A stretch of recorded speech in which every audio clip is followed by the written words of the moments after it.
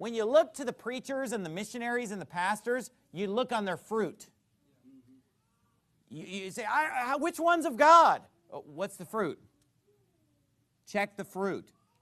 The tree is known by his fruit. Beware of false prophets which come to you in sheep's clothing, but inwardly they are ravening wolves. You shall know them by their fruit.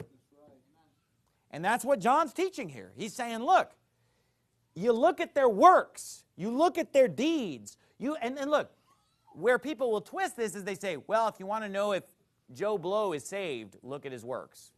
That's not how we tell if people are saved. But that's how we tell if a preacher is saved.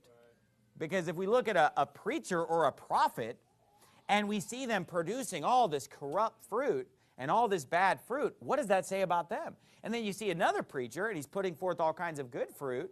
What does that say about him? You know, a great example of this is Peter Ruckman.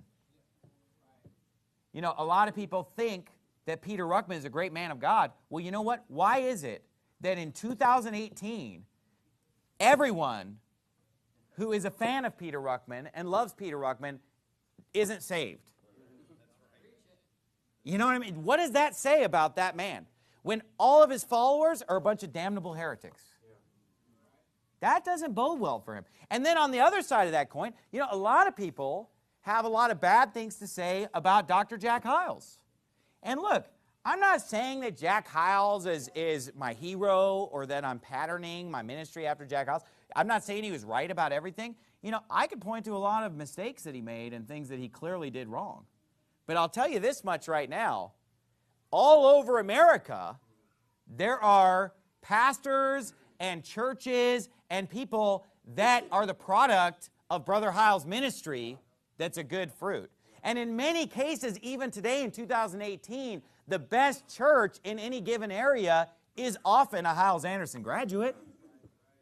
Whatever you do or don't like about that church, it's true that in a lot of areas, a Hyles Anderson graduate is often the best option and the most soul-winning church. You know, and I have personally, in my own family and in my own just experiences growing up independent fundamental Baptist, have seen a ton of good fruit out of that ministry.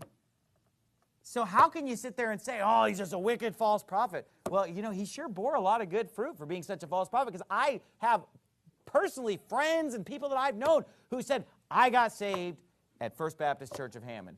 Tons of people. I run into people like that all the time. Or the pastors and preachers that he trained that have done great works for God. Now, does that mean that everybody who came out of Hyles Anderson is good? No, because obviously there are always going to be false prophets among us. There are always going to be Judases. I mean, look, there are people that come out of Faithful Word Baptist Church that are wicked. There are people that come out of every church that are wicked. But look at all the good fruit that we have to show for Brother Hyles. So why would I listen to everybody tell me how bad he is when he was doctrinally sound? You can't point to where he deviated from the doctrine of Christ at all. He was sound on the Trinity. He was sound on the gospel, sound on the fundamentals of the faith, and produced a ton of fruit through soul winning. He coined the phrase, the Romans road. Came up with that term, okay? I mean, he did a lot and ignited a huge soul-winning movement. Now, I'm not saying I endorse everything about him, but I am saying that he's in heaven right now, based on a fruit inspection. Okay? And yeah, you could point to bad people in that ministry and bad people that came out of it. Yeah, that's because there are always going to be tares amongst the wheat. That's life. I guarantee you that there are people sitting in this room right now that are as wicked as hell. Judas Iscariots, right here, right now. Because it's always like that. And we don't know who they are right now, but a few years from now, we'll understand.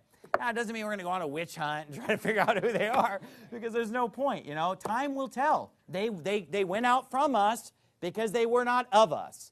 For if they had been of us, they would no doubt have continued with us, but they went out that they might be made manifest that they were not all of us. And so, yeah, some people are going to swerve into extreme heresies and preach lies, and we'll say, okay, yeah, that person was a Judas or whatever. But we need to understand that the tree is known by his fruit, and that's what John's talking about here. But here's what's interesting about that. The good tree